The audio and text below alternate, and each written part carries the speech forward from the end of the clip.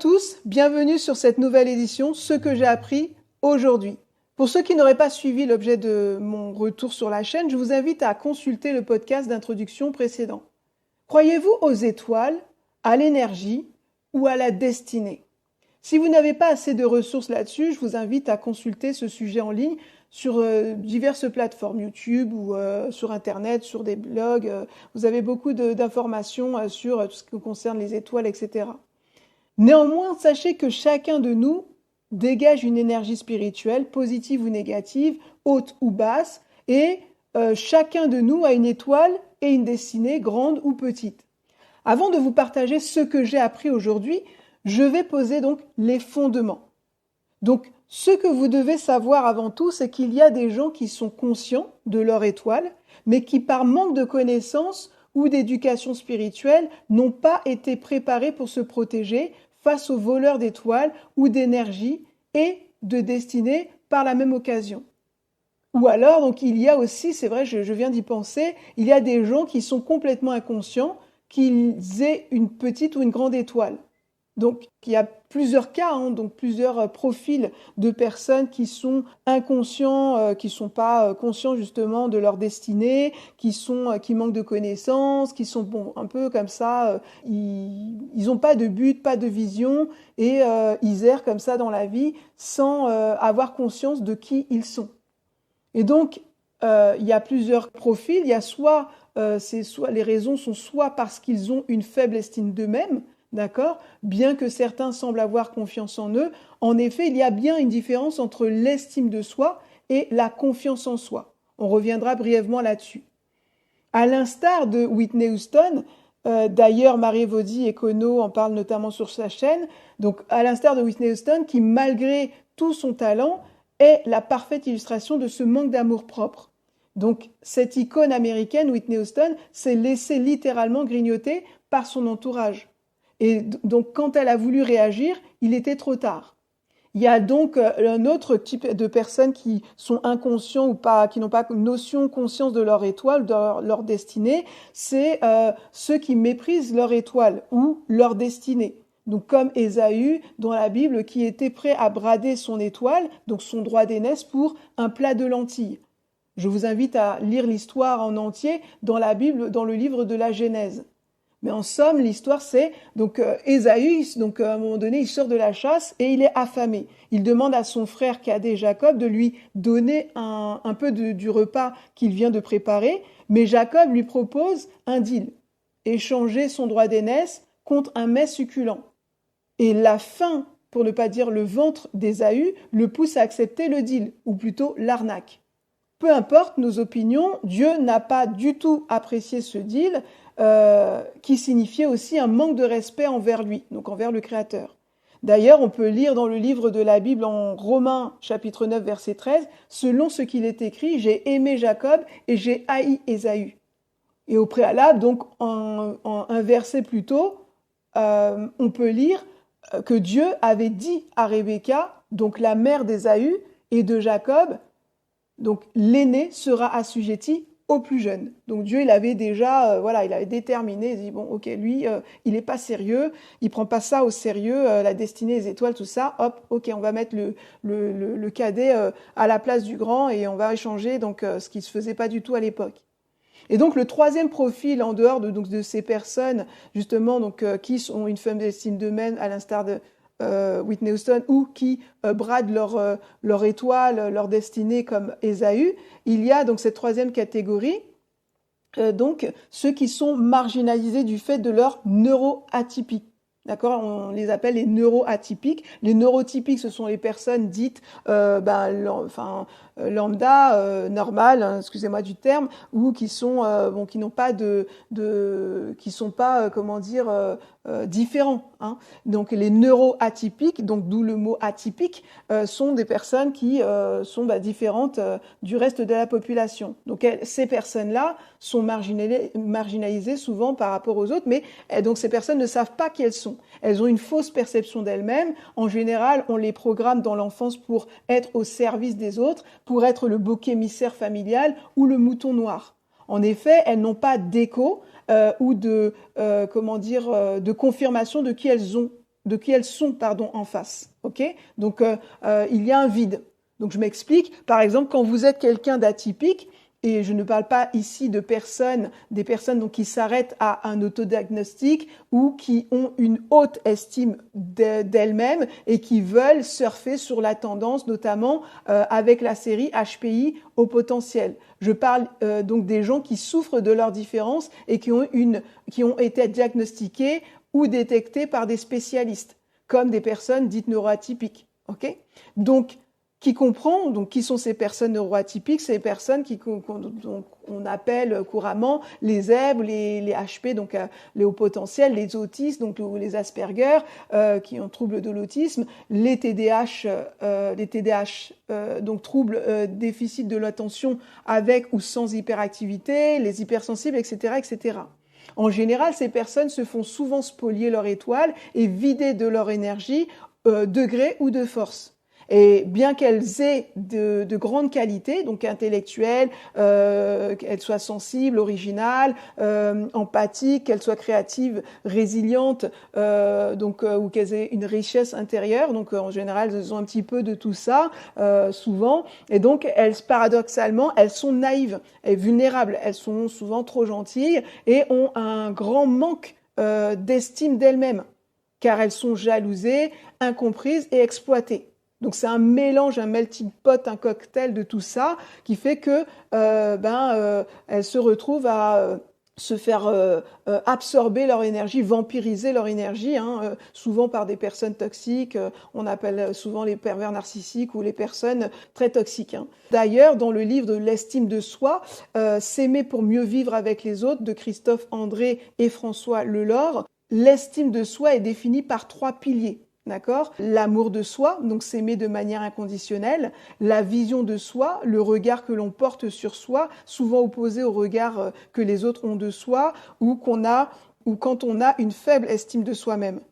Et puis le 3e pilier de l'estime de soi, c'est la confiance en soi, donc avoir confiance en ses capacités, donc en ses compétences. Je vous invite vraiment à lire ce livre, il y en a 2, l'estime de soi, c'est mieux pour mieux vivre avec les autres, et un autre, toujours de Christophe André. Donc, peut-être que vous retrouverez parmi l'une de ces 3 catégories. Donc, je rappelle, les personnes qui ont une faiblesse d'elles-mêmes, d'accord? Et la 2e catégorie, des personnes qui méprisent leur étoile ou leur destinée, qui, un peu je m'en foutisme, qui banalisent, voilà. Ça leur passe au-dessus de l'épaule, de la tête, voilà. Et puis, celles qui sont dites un peu différentes, donc neuroatypiques, qui n'ont pas conscience de leur grande destinée ou de leur force. Je pense notamment à Elon Musk qui, lui, a su utiliser ses particularités alors qu'il a été diagnostiqué autiste, donc Asperger, et on voit ce qu'il a produit. Il a fait, il a utilisé ses forces, il s'est pas appuyé sur ses faiblesses, et donc lui, il savait qui il était. Il savait quelle était sa destinée, contrairement à d'autres personnes dans le même profil, mais qui qui sont insécures, qui ne voient que leurs faiblesses. Enfin voilà. Donc on voit la différence avec un Elon Musk et quelqu'un d'autre qui n'aura pas conscience de son étoile.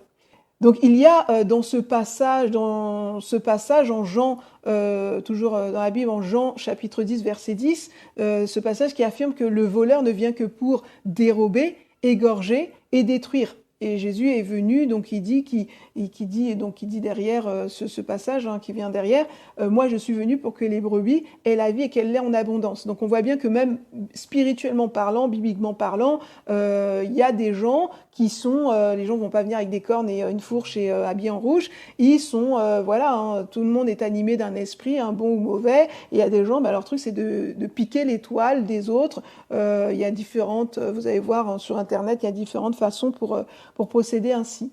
Donc, tout ça pour dire que ce que j'ai appris aujourd'hui, c'est qu'il y a parfois des causes à effet lorsqu'on est dans un processus d'amélioration ou de réalisation. Donc, je répète, ce que j'ai appris aujourd'hui, c'est qu'il y a parfois des causes à effet lorsque l'on est dans un processus d'amélioration, de progression ou de réalisation. C'est-à-dire quand enfin on fait un travail sur soi et que l'on semble voir les fruits de son travail, que l'on est dans une phase de restitution où ce qu'on nous a volé semble nous revenir à nouveau, ou enfin lorsque l'on parvient à une meilleure estime de soi et que l'on tend, donc du verbe tendre, à prendre confiance en soi suite à une réussite ou à une victoire ou une performance. Et justement, je méditais aujourd'hui sur une vidéo que j'ai vue hier, notamment que j'ai vue hier donc sur Anne Hathaway, sur la chaîne de Gossip Gloss. Je vous invite à la regarder. Le titre m'a intriguée. C'était donc Anne Hathaway, un succès qui dérange. Donc pour ceux qui ne la connaissent pas, c'est une actrice américaine qui a joué et interprété des rôles incroyables, notamment dans Les Misérables.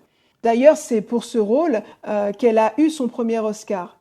Je n'ai pas vu ce film, mais elle a fait donc une grande performance qui a suscité la validation de ses pairs, mais paradoxalement la haine gratuite d'une partie du public sur les réseaux sociaux. Donc elle a une victoire, elle a performé et paradoxalement, elle a suscité beaucoup de haine. On va regarder, voir un petit peu pour quelles raisons, on va voir un petit peu le fond des choses. En effet, donc il y a eu sans raison apparente une vague de haine qui lui a même fermé donc des portes à un moment donné et qui lui a fait rater des opportunités. Car donc vous connaissez l'industrie hollywoodienne, si les gens ne vous aiment pas, à tort ou à raison, ils n'iront pas voir le film. Donc ça a freiné les producteurs, les investisseurs à la proposer des rôles.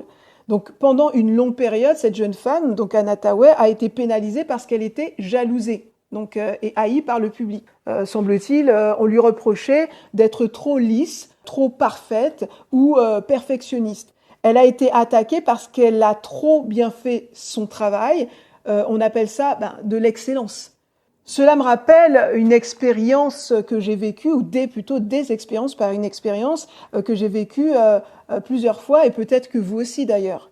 Puisque malheureusement dans les entreprises, dans les milieux de travail, où on évolue, on se retrouve souvent, où on peut se retrouver parmi la médiocrité.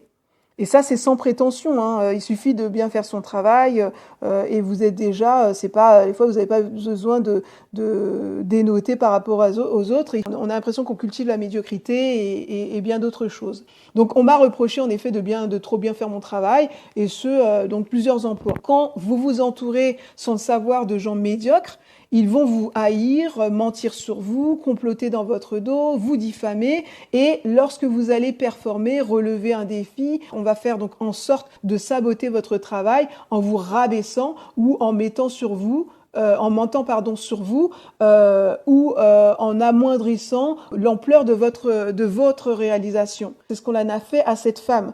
D'accord ? Il y a eu justement malgré le fait qu'elle ait eu la reconnaissance de ses pairs après beaucoup de travail, elle a eu le malheur de briller un peu trop pour certains, et c'est normal. Pourtant, normalement, une star c'est fait pour briller, mais contrairement à beaucoup de ses contemporains, elle n'a pas fait sa star. Cependant, elle a attisé de la haine. On peut s'imaginer qu'il n'est pas facile de percer à Hollywood. Hein. Moi, j'imagine, je suis en train de lire le livre de l'actrice Taraji P. Et vraiment, c'est pas facile de percer dans ce milieu. Donc déjà, quand on est une femme sans faire de sexisme, je suis pas féministe du tout. Aux États-Unis, on sait qu'il y a beaucoup de colorisme, et encore plus quand on est une femme noire. D'accord, c'est pas moi qui le dis, c'est Taraji P. Henson. Donc bref, Anne Hathaway ne s'est pas laissée déstabiliser longtemps, et elle n'a pas non plus cédé à la pression en déprimant ou en plongeant dans la drogue ou l'alcool comme beaucoup à Hollywood. De plus, quand vous n'avez rien fait pour mériter cette haine gratuite, mais que vous avez trop bien fait et que vous êtes une bonne personne, pas parfaite, mais une bonne personne généralement, il faut que les cochons de la médiocrité vous salissent et vous volent votre bénédiction par la même occasion. Excusez mon langage, mais ce niveau de mesquinerie m'exaspère. Elle s'est vue voler, donc un temps sa victoire, son étoile, puisque l'on est à Hollywood, ça fait sens, et elle a failli se laisser ravir sa destinée, donc sa carrière. Mais elle est tombée, puis s'est relevée, et a fait pâlir tous ces méchants, donc ces détracteurs, toutes ces personnes lâches qui ont voulu qu'elle s'écroule sous leur vague donc de haine gratuite et sans fondement.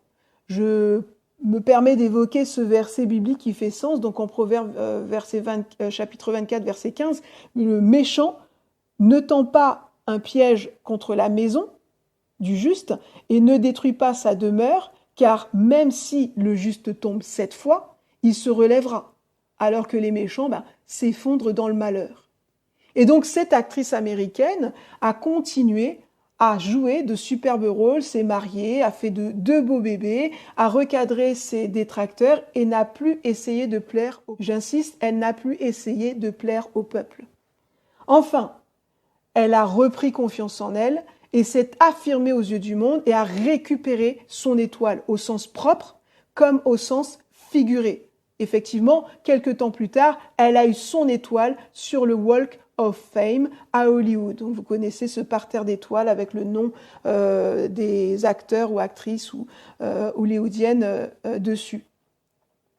Ce que j'ai donc appris aujourd'hui, c'est que quand vous êtes quelqu'un d'excellent, de trop appliqué, de trop parfaite aux yeux des autres, mais avec un manque de confiance, un manque d'estime de vous-même, voire donc comme j'allais le dire, de confiance en vous, eh bien, ou bien que vous dégagez une certaine fragilité, voire une grande sensibilité, vous êtes donc une proie facile pour les charognards.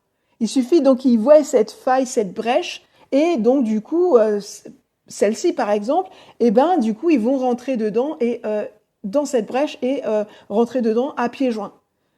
On peut donc voler votre étoile, vous volez votre étoile en vous faisant croire que la prouesse que vous avez accomplie, quel que soit votre succès, eh bien, c'est nul. Et si vous n'avez pas assez confiance en vous, vous finissez par le croire. Et c'est à ce moment crucial où il faut donc tout récupérer, je dis bien tout, en prenant d'abord soin de soi.